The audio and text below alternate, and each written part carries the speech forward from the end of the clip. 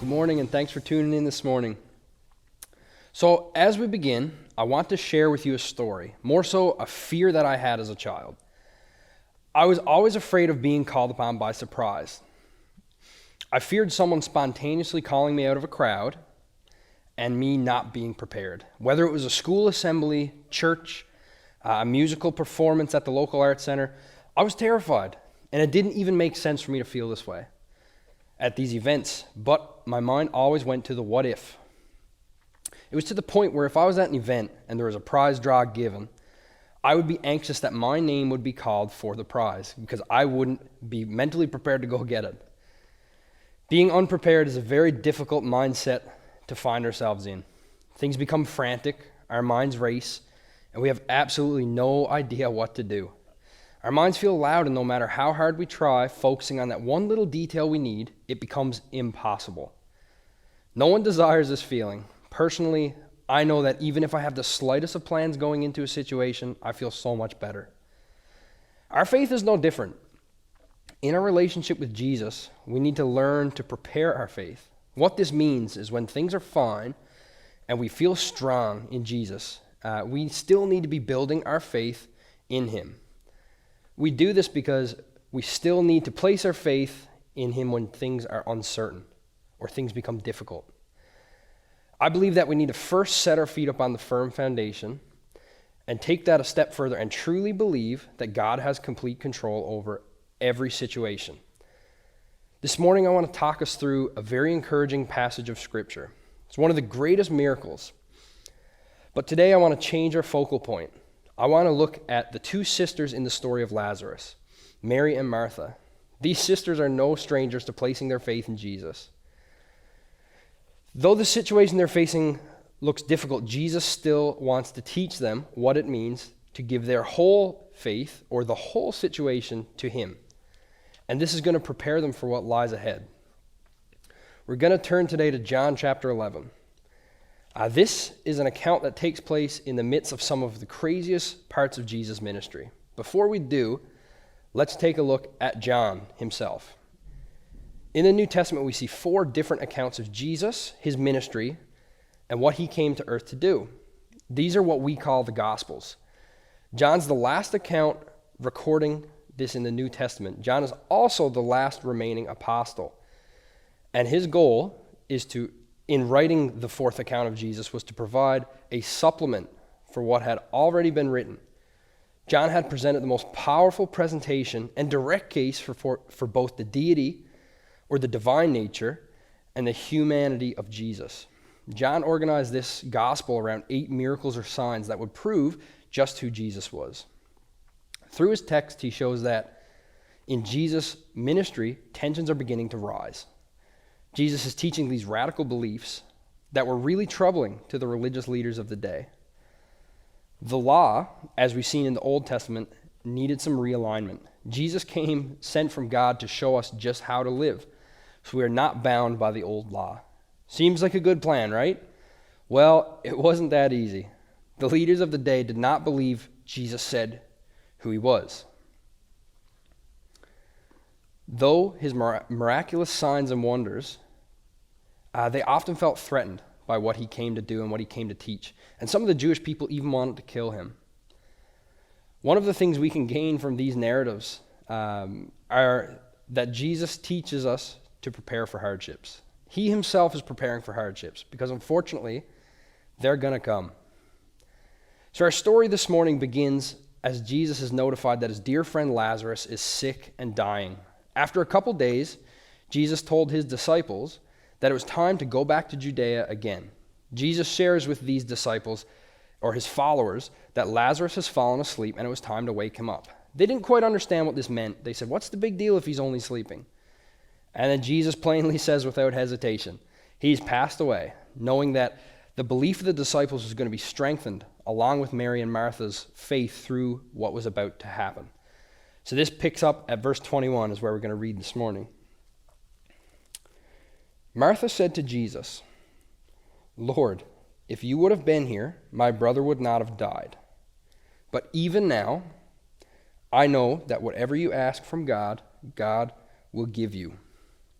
So where's our faith this morning? I love this part of the story. We're seeing Martha in the midst of one of these most chaotic moments of her life. She's experienced, to this point, nothing that would have been as crazy as her brother dying and falling sick. But she knew where to turn. She knew where to place her faith. Listen to Martha's word as we read this again. Martha said to Jesus, "Lord, if you had been here, my brother would not have died. But even now, I know that whatever you ask from God, God will give you." So my question to you this morning to start is, where do you root your faith? There are a few things or concepts in life that are constant. One of the few things promised, unfortunately, is inconsistency. It's a bit of an oxymoron, right? One of the few consistencies is inconsistency. What I mean by that is as we journey through life, we are going to face uncertain times. And the tricky thing about that is that we can't pick and choose when these situations come. They can take us by surprise, and we often feel like we can't prepare for them. Our goal as people who believe in Jesus should be to root ourselves in him, to the point where he's our rock, he's our strength, and even in the battles, we have him with us. Our stepping stone at this point is to make sure that our faith is rooted in this firm foundation. Our relationship with Jesus needs to be found in consistency. Jesus isn't necessarily a dispenser that we turn to in times of desperation. We often have the tendency to run to Jesus in our desperation. When we come face to face with the struggles of life, we know exactly where to turn, and that's great. We should want to turn to him in desperate times. However, Jesus' desire is to love on us and walk through life with us always. He wants us to follow him and turn to him constantly, even when life feels comfortable or we're in a good rut. When we do this, we root ourselves in his promise deeper and deeper. And that should be our cry today. Our faith is found in knowing, believing, and living just like Jesus did. And we should try to do this always. We need to make this a constant in our lives. Jesus gives us a glimpse into what it means to root ourselves in him. He tells us to believe. Furthering on in the story, we hear Jesus assure Martha of the hope she has, even when she doesn't quite understand it. So, if we jump down to verse 23 through 26, I'm just going to read that with you today. Jesus said to her, "Your brother will rise again." And Martha said, "I know that he will rise again in the resurrection on the last day." Jesus said to her, "I am the resurrection and the life. Whoever believes in me, though he die, yet shall he live. And everyone who lives and believes in me shall never die." Then he asked her this question, "Do you believe this?" Jesus knew Martha had faith, and he knew through her actions that she placed her faith in him. What he wanted to teach her today is that he was always with her, and she needed to look for Jesus through the noise. Jesus often works in ways that are different than what we envision. And if we're too focused on looking for what we want God to do, we're going to miss what he's truly doing. We need to learn in the good times what it means to hear his voice and hear the voice of God. That way, when troubling times arise, we can hear his direction easier amongst the noise. When we root our faith in him through trust and belief, we know he has control over our situations. So just to give you another little story about myself, one thing I love to do is go on snowmobile. Some of my earliest and most fond memories have been on the snowmobile. Almost as much as I love the ride, I love what we call the boil-up, or the lunch break. But the most important part is being prepared. In high school, almost every weekend, myself, my father, and a few friends would often set off to explore somewhere in the backcountry. And around noon, we would share a meal together. It's what we called fellowship. The preparation on the Friday night before the ride was almost just as crucial as the Saturday ride itself. We would communicate to make sure, between the bunch of us, we had all our food covered. Someone brought the meat, another brought the buttered bread, and another brought the Tetley tea bags, most important of all. Our goal was to make sure we were prepared the night before, so when we needed to go, we were ready. The most dangerous thing we could have done was to assume that someone remembered that item. Heaven forbid we forgot our tea bags. It's enough to ruin a day. Assumption can be a difficult obstacle to navigate. When we mistakenly replace our faith with assumption, we tend to rely more on ourselves than what we give to Jesus. So if we continue on in the story, Jesus eventually calls for Mary. And picking up at verse 30. Now, Jesus had not yet come into the village, but was still in the place where Martha had met him. When the Jews who were with her in the house, consoling her, saw Mary rise quickly and go out, they followed her, supposing that she was going to the tomb to weep there. Now, when Martha came to where Jesus was and saw him, she fell at his feet, saying to him, Lord, if you had been there, my brother would not have died. The New Living Translation says, if only.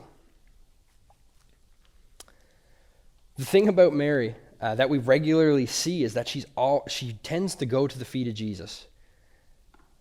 She always knew where her faith was found. She fell at his feet to hear his words. She fell at his feet to pour out her sorrow. And she fell at his feet to share her praise and worship to him. However, there's a little more to the equation here today. As Mary lamented, she says, if only. She knew who Jesus was, and she knew that he was the healer. But in the midst of her crisis, she forgot that he could also do the impossible. What Mary doesn't realize a few moments earlier in the text is that Jesus promised Martha that Lazarus would rise again. Martha and Mary's assumption in the situation caused them to focus on not on what Jesus wanted to show them. He wanted to show them something in the moment, but in the midst of their noise, they couldn't quite see that. The people that were about to witness this miracle assumed it was finished.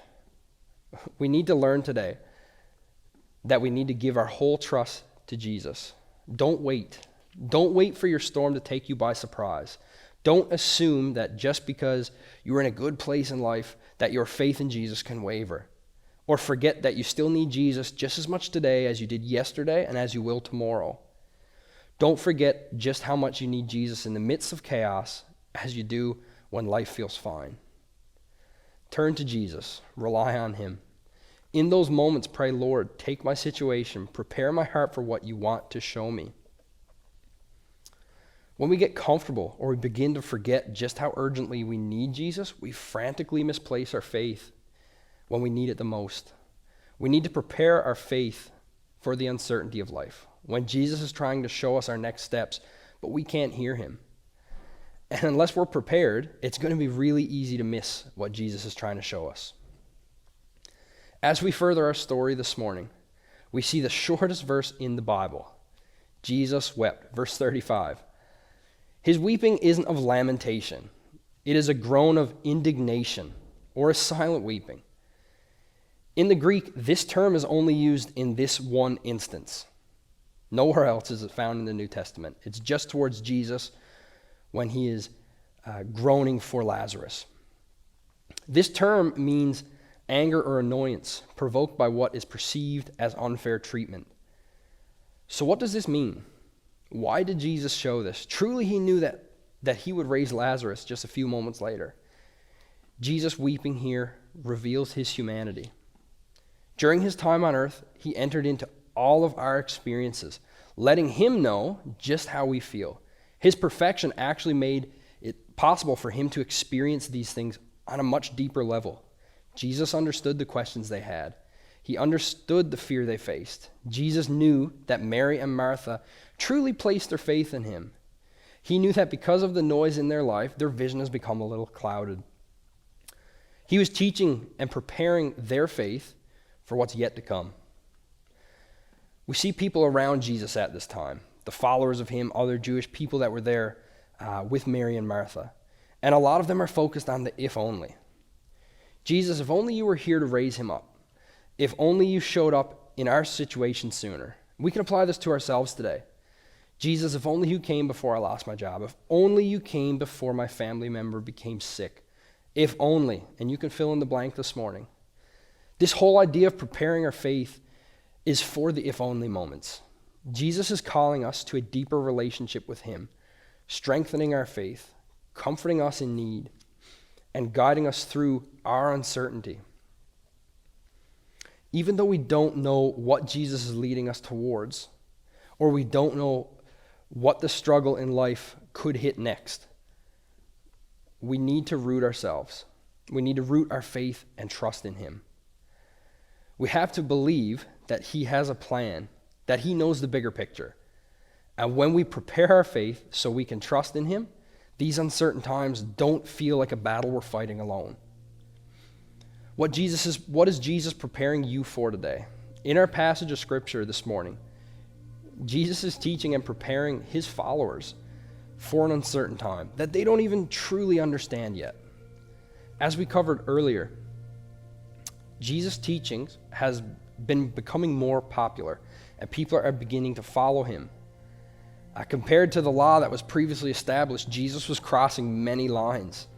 Tensions rise. Some of the Jewish people wanted to kill and persecute Jesus. This account of Lazarus sets up so much of the future story. Jesus raises Lazarus. The people around are amazed by what has just taken place. But they truly haven't realized what was happening. This is an instance where Jesus preemptively teaches that death is real, there is indeed life after death, and that through God's power, he will be raised. To Mary and Martha, it didn't make sense that Jesus didn't show up knowing that their brother was sick. Yet, this made perfect sense. Jesus is preparing them for what is going to happen just a short time later. This miracle resurrection takes place. Jesus rides into Jerusalem on what we symbolize today as Palm Sunday. And this is what their cry is. I'm going to flick over to John 12, picking up at 13b. Hosanna, blessed is he who comes in the name of the Lord, even the King of Israel. And Jesus found a young donkey and sat on it as it was written. Yet a few days after this, a few days later, once Jesus himself is crucified, they're going to need this truth. Jesus is preparing them for their time in need, and they don't even realize it yet. Preparing our faith today means that we have to root our relationship in him and believe that he has complete control over our situation. We need to move away from the assumption that we can handle our struggles ourselves. Don't wait for the storm to turn to him. He wants us to constantly look for his direction as we journey with him. Finally, we need to stop focusing today on the if-only moments. We need to listen for what Jesus is telling us right now, in this moment. He's always trying to prepare us for what's ahead. So don't be caught in fear because you aren't prepared. Open your hearts today to what Jesus is teaching you before the uncertainty, and hold to the promises that he gives you when you need them the most.